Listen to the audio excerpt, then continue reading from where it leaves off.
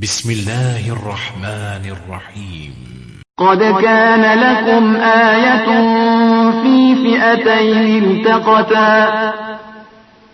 فئة تقاتل في سبيل الله وأخرى كافرة يرونهم مثليهم رأي العين والله يؤيد بنصره من يشاء إن في ذلك لعبرة لأولي الأبصار.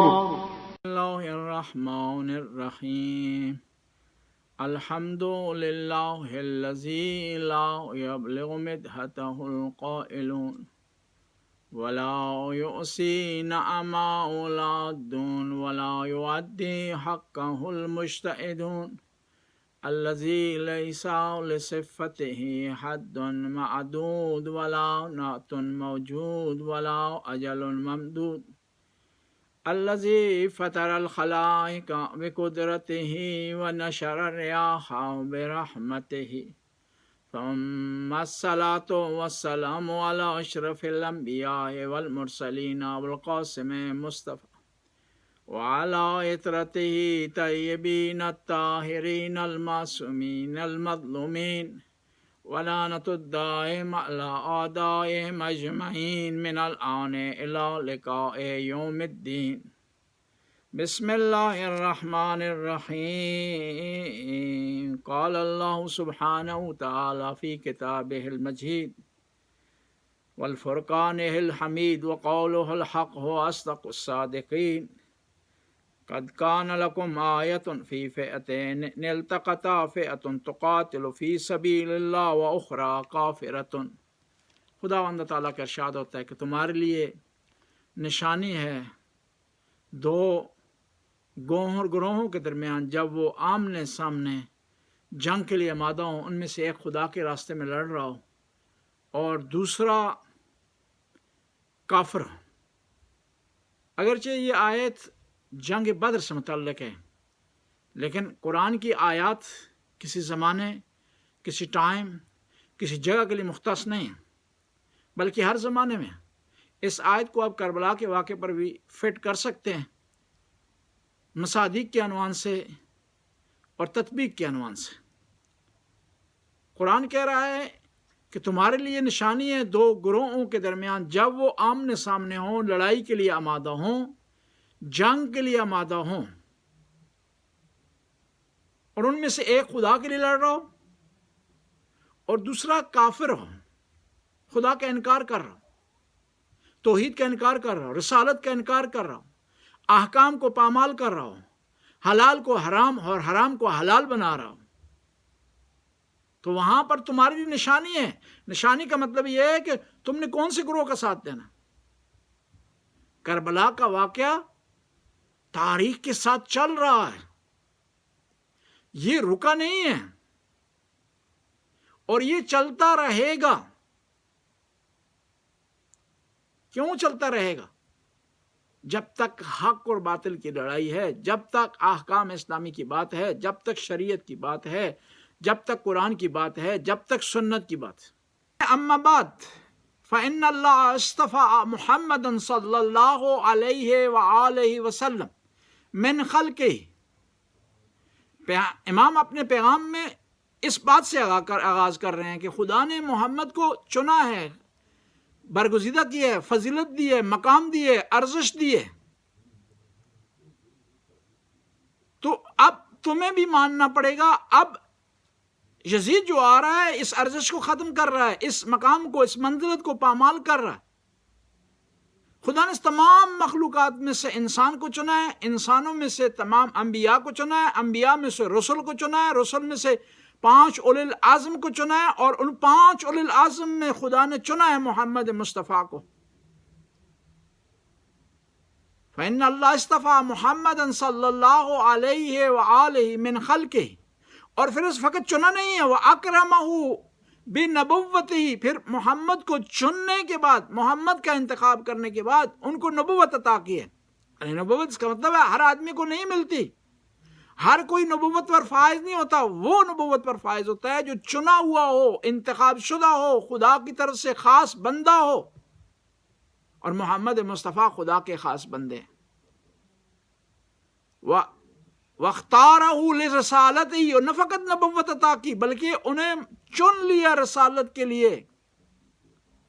دیکھیں چناؤ ایک عام آدمی کا نہیں ہوتا، ایک خاص آدمی کا چناؤ ہوتا ہے۔ چناؤ کے لیے کچھ شرائط ہوتی ہیں، کچھ کیٹیگریز ہوتی ہیں، کچھ کوالٹی ہوتی ہیں، کچھ معیار ہوتا ہے۔ بس وہ لوگ جو کہتے ہیں کہ محمد ہم جیسے ہیں وہ خطا پر ہیں، کیونکہ خداوند تعالیٰ نے حضرت محمد مصطفیٰ میں کچھ گرڈز، کوالٹی، کچھ فضائل دیکھے تو ان کو چنا۔ اور خدا حکیم علی الاطلاق ہے، اس کے ہر کام میں حکمت پائی جاتی ہے، حکمت کے بغیر نہیں ہے۔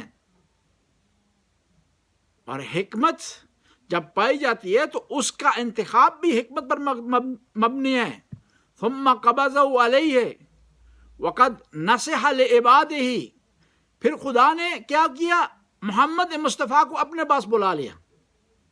وقد نصح لعباده، اور محمد نے نصیحت کی، محمد مصطفیٰ نے خدا کے بندوں کے لیے احادیث کا اہتمام کیا، شریعت کا اہتمام کیا، فروع دین ان کو بتائے، اصول دین ان کو بتائے، اخلاق کی تربیت دی۔ جس طرح خود اخلاق کے کلے پر سوار تھے، اسی طرح انہوں نے کیا کیا؟ کوشش کی اپنی امت کو بھی اخلاق کے راستے پر ڈالیں۔ وَبَلَغَ مَا أَرْسَلَ بِهِ، اور جو چیز خدا کی طرف سے لائے تھے اس کو لوگوں تک پہنچایا۔ اول دن نبوت سے لے کر آخری دن تک محمد مصطفیٰ نے انتھک میں محنت کی، انتھک سٹرگل کی، انتھک کوشش کی تاکہ خدا کے پیغام کو لوگوں تک پہنچائیں، اور اس پیغام کے لیے پہنچانے کے لیے سختیاں برداشت کی، وطن چھوڑنا پڑا، پتھر کھانے پڑے، اپنے عزیز ترین افراد کو خدا کے راستے میں قربان کر دیا۔ حمزہ جیسے بزرگوار ہستیاں قربان ہوئیں، جعفر طیار جیسی عظیم ہستیاں قربان ہوئی اس راستے میں۔ وَكُنَّ أَهْلُهُ، ہم نبی کی اہل بیت تھے، وَأَوْلِيَاؤُ، اور نبی کے ہم وارث تھے، وَأَوْصِيَاؤُ، نبی کے وصی تھے، وَوَرَثَتُهُ، اور ہم نبی کے سب سے قریب اقارب میں سے تھے، رشتہ داروں میں سے تھے، ورثت میں تھے۔ أَحَقُّ النَّاسِ بِمَقَامِهِ، اور نبی کی جانشینی کا ہمیں سب سے زیادہ حق تھا۔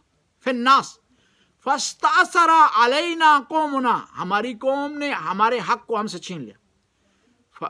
بذالک فرضینا، ہم اس پر خاموش ہو گئے، ہم نے سکوت اختیار کر لیا۔ وَقَرِئْنَا الْفُرْقَةَ، ہم نہیں چاہتے تھے کہ اس قوم میں تفرقہ ہو۔ وَأَحْبَبْنَا الْعَافِيَةَ، ہم چاہتے تھے سکون ہو، صلح ہو، آرامش ہو، آسائش ہو۔ نحن نعلم ان احق بذلک الحق، ہم جانتے ہیں کہ ہمیں زیادہ اس مقام کے، منزلت کے مستحق تھے۔ المستحق کو علینا مما تولاہ، اور جن لوگوں نے اس کو اپنے ہاتھ میں لیا ہم ان سے زیادہ مستحق تھے۔ وقد بعثت رسولی علیکم بہذا الکتاب، میں نے اپنے قاصد کو تمہاری طرف بھیج دیا، یہ نامہ دے کر، یہ خط دے کر، یہ رکہ دے کر، یہ پیغام دے کر۔ وانا ادعوکم الی کتاب اللہ، امام نے نہیں کہا کہ میں تمہیں اپنی طرف بلا رہا ہوں، میں تمہیں حسین ابن علی کی طرف بلا رہا ہوں، میں تمہیں امام علی کی طرف بلا رہا ہوں۔ کیا کہا؟